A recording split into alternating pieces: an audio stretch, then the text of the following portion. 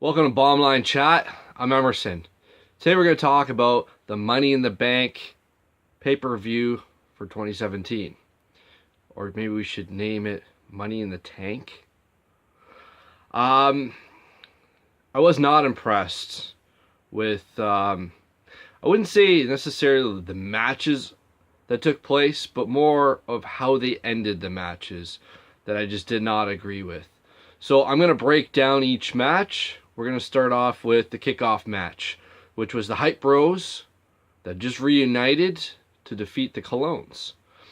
Like I said, Zack Ryder and Mojo Rawley haven't been together for a bit. They reunited, which is a good thing, I think, for both of them. They really great tag team to go up against the Colognes. And it was one of those perfect matches for to kickstart, obviously the kickoff. No complaints about that match, to be honest with you. I mean, obviously it's an undercard match, so you're not expecting anything extremely wow. But it was a good starter. Nothing wrong with it. So then, to the first match of the pay-per-view, which was the Women's Money in the Bank ladder match. First in history. I was looking forward to it. I was like, wow, this is big. You've got these women that are actually going to put their bodies on the line, climbing up those ladders to get that belt. And I'm expecting it. It was going great. They were doing stuff that, the guys would do. And you're like, this is awesome. And then the controversy took place. So Carmella obviously has her boyfriend on screen, James Ellsworth, and he interfered just as Becky Lynch was climbing the ladder. Becky Lynch was going to win it. So he pushes her off. So, no disqualification. You're kind of like, okay, yeah, I kind of saw that happening. And Carmella was still laid out. So she wasn't climbing up the ladder. Next thing you know, Ellsworth climbs up the ladder, unhooks the briefcase, and I'm sitting there going, is this even legal? I've never, ever seen this happen. Well, obviously, a man unlatching it for the women. Like that, well, it's a first ladder match, so this is unheard of, period. But just having somebody else unlatch it for you. So I'm sitting there and I see it, and then he looks at it. I'm thinking, was he going to keep it for himself? Is he going to start? Because he might as well be fighting in the women's division. But then he tosses it down to Carmella. Ding, ding, ding. And I'm going, wait a second here. How is this legal? She's supposed to climb up and do it, not somebody does it for you. So the refs are having their little skirmish about it, trying to figure out what to do. Of course, there's no Daniel Bryan, because obviously he was still on, his time off with the birth of his child.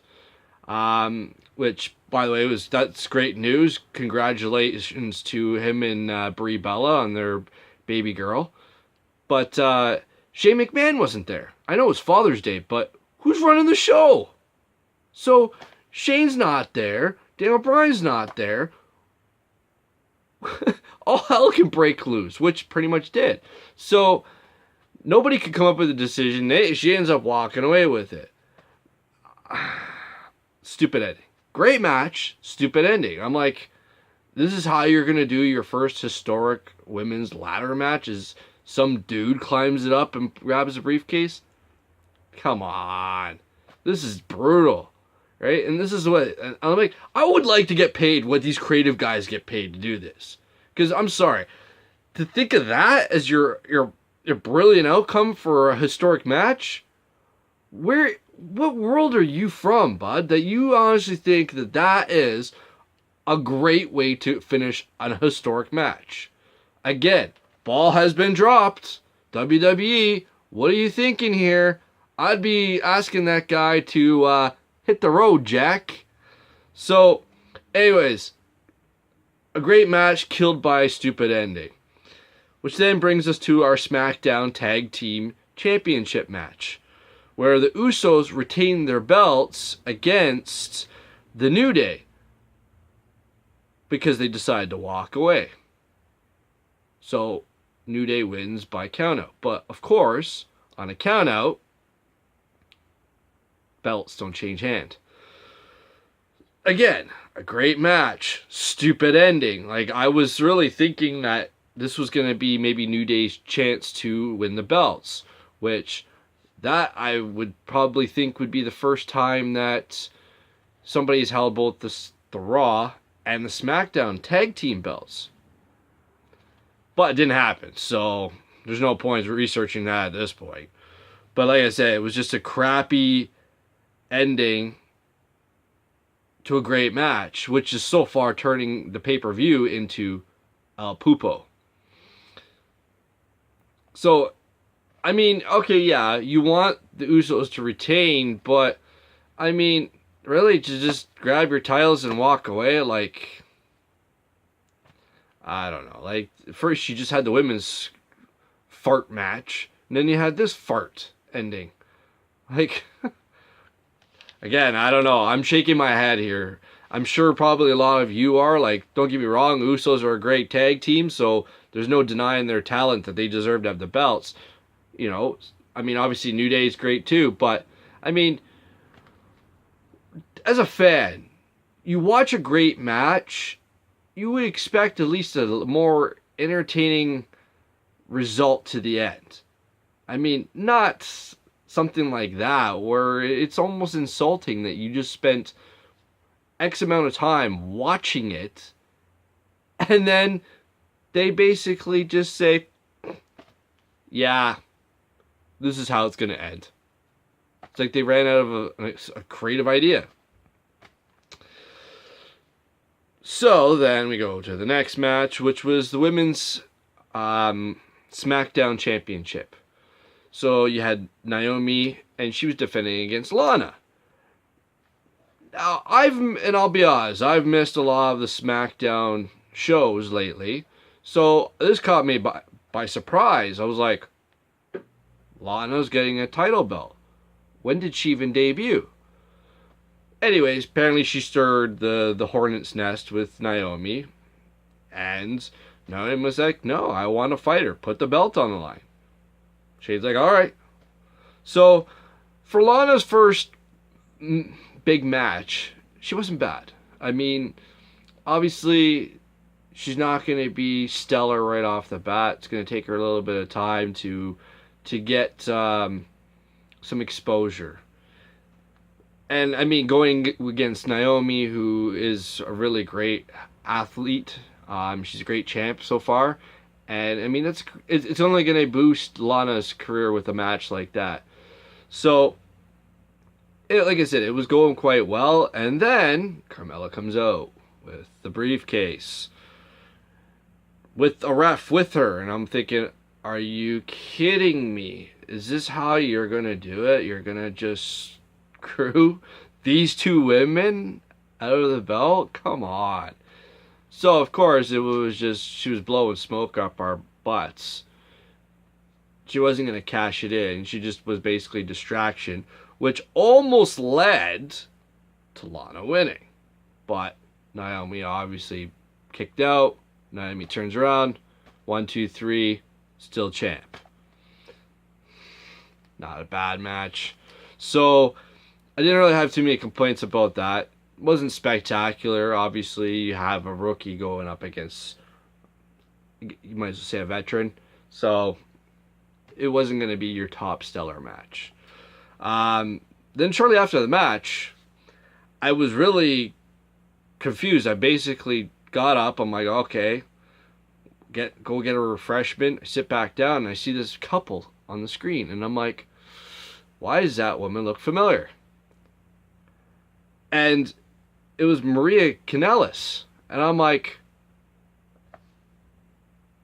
when did she come back? Well, apparently she's back with her now boyfriend, Mike Kanellis. Thought that was kind of odd. I'm like, she has the same last name as before.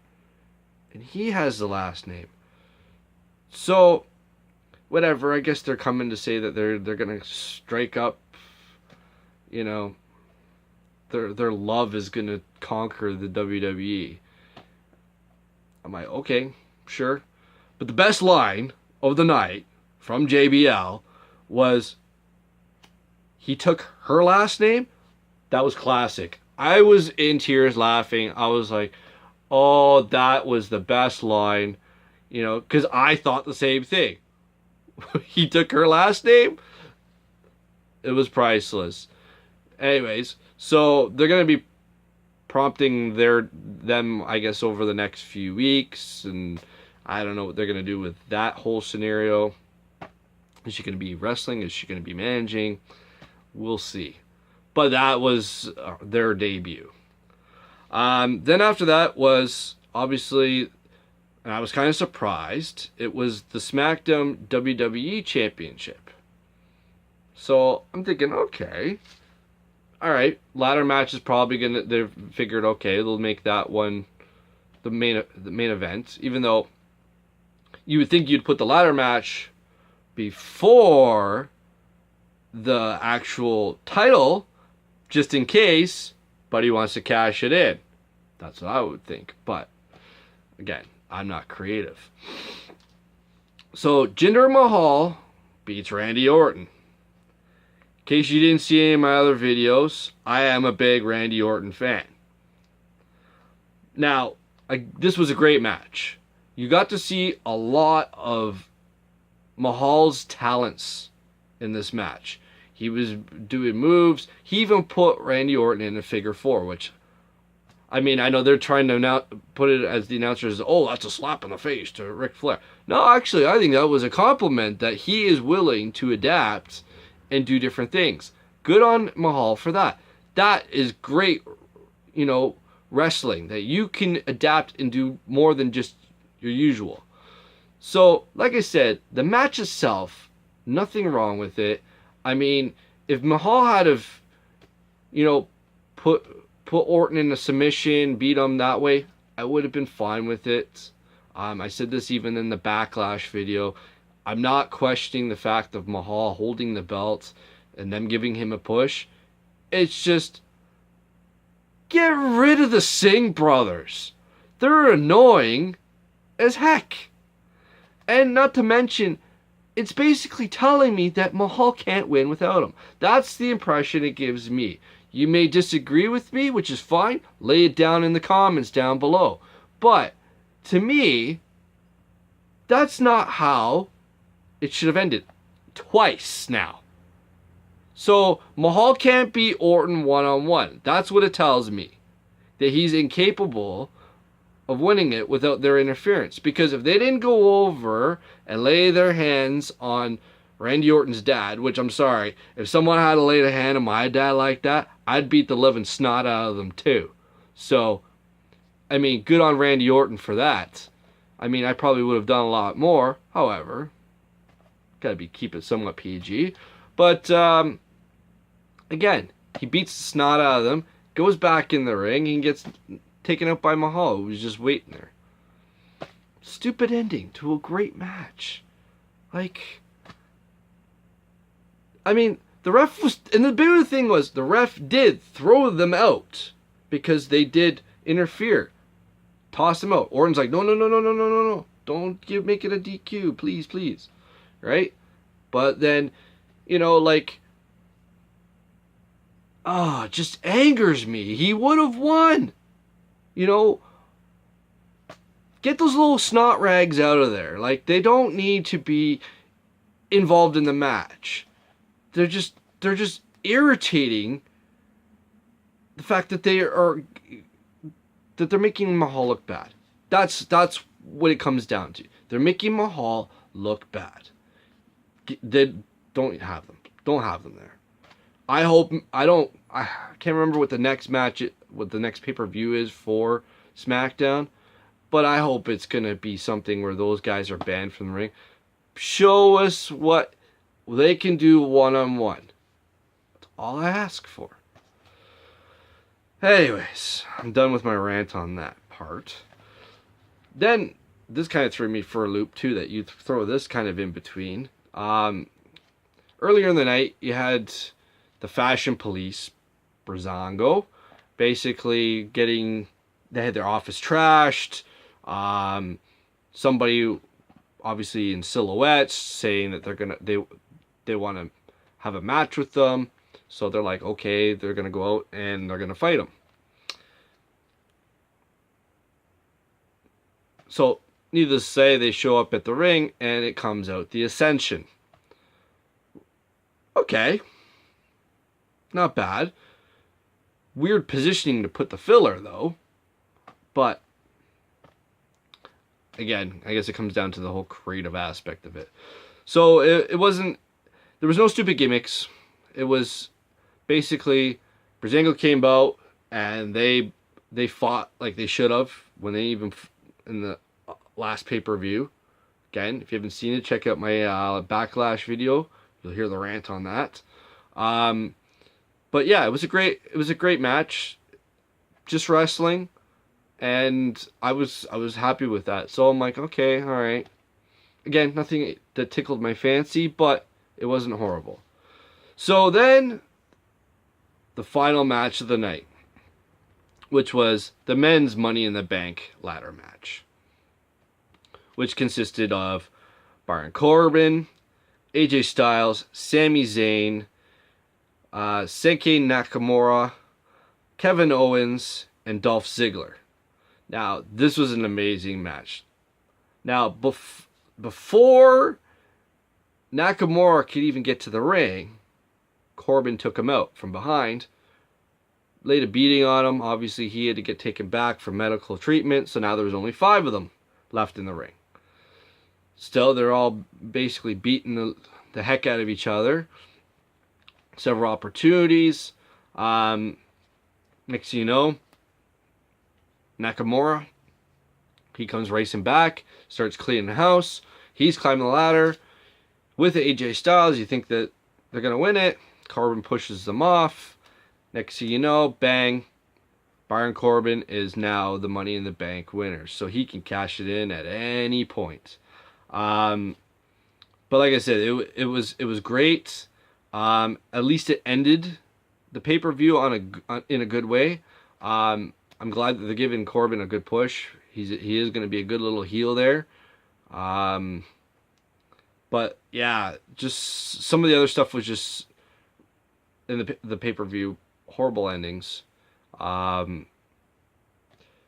yeah, and that's the other thing is now based on that women's ladder match, Daniel Bryan, who returns on SmackDown Live to address the at hand. He's going to address basically what happened. He wasn't happy with it. I know Shane sent out a tweet saying that this is what he hadn't envisioned that the historic match would have came to. But you should have been there then. Well, no, you could have fixed it. But anyways, so Money in the Bank wasn't what I'm glad I didn't pay for it. Let's just put it that way. I'm glad I wouldn't have had to pay for that, because if I had to pay what the big price is, if I didn't have the network, I mean, I would have been royally upset that I would have forked out probably about $60 to watch that type of pay-per-view. It wasn't one of their best. I really think they have to sit back at the drawing board and they really need to scratch at some better storylines. But anyways, good to see Baron Corbin win the bank match. He's going to probably cash it in, I'd say in the next month or so. I don't see him dragging out too long. But drop me some comments down below. Tell me what you thought of the pay-per-view. So this was my bottom line. Let's hear yours. Talk to you later. Take care.